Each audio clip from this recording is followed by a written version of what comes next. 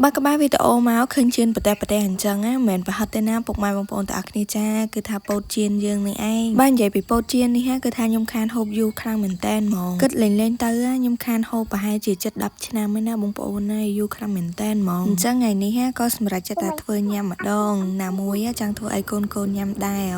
ថ្ងៃនេះខ្ញុំមានពោតដំណើរពោតនេះគឺថាឃើញអ៊ំចាស់គាត់លក់ដល់ពេលអញ្ចឹងក៏ជួយទិញគាត់ទៅបងប្អូនដំបូងថាទិញយកមកទុកលីងញ៉ាំទេតែដល់ពេលកន្លែងឃើញគ្រឿងផ្សំនៅទេក៏មានគ្រប់អស់ដែរអញ្ចឹងក៏ដូរមកធ្វើពោតជៀនញ៉ាំតែម្ដងទៅតាមពិតពោតនេះពេលយើងទិញមកជាប់ទាំងផ្លែអញ្ចឹងយើងគ្រាន់តែយកកវិតឈូសវាទៅបានហើយប៉ុន្តែដូចខ្ញុំថាអញ្ចឹងបងប្អូនគម្រោងគឺថាទិញមកទុកលីងទេ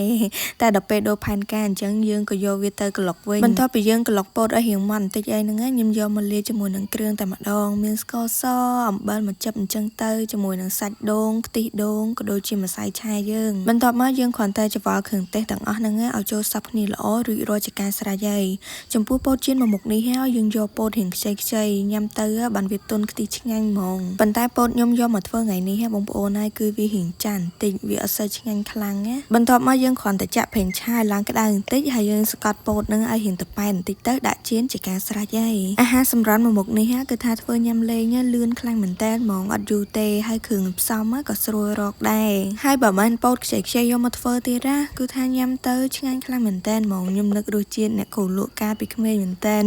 បន្ទាប់ពីជៀនមើលតឡើងក្រហមហើយហ្នឹងយើងចាប់ផ្ដើមប្រែវាត្រឡប់មកជាហៀងទៀតអញ្ចឹងទៅបើសិនជាបងប្អូនសាកធ្វើញ៉ាំដែរអាចលាយជាមួយនឹងសាច់ដូងខ្ចីទៀតកាន់តែឆ្ងាញ់និយាយទៅមួយមុខនេះត្រូវការតែរបស់ខ្ចី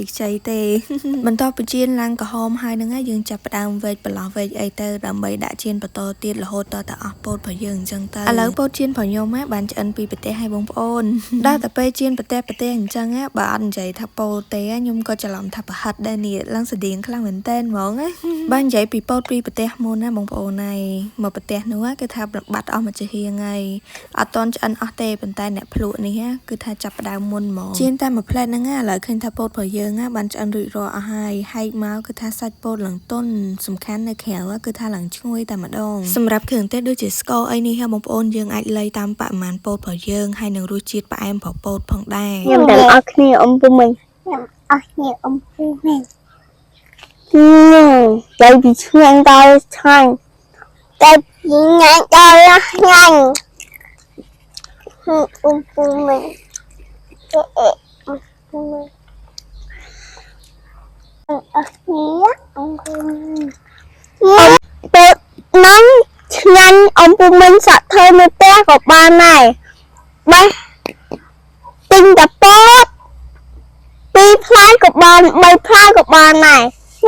អ៊ំពុំមិញបន្លែសាច់វាចេញនេះអស់មកព្រោះចៃដាក់គ្រឿងអីដែរបានថតនៅក្នុងដែរ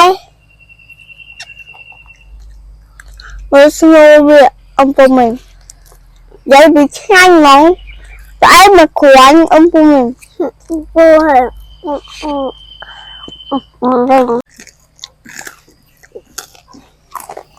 សំខាន់ពោតជៀនយើងញ៉ាំទៅគឺថាឡើងស្រួយខ្ញោកហ្មងអាគៀនបងប្អូនដល់ពេលសាច់កដាលហ្នឹងគឺថាឡើងទន់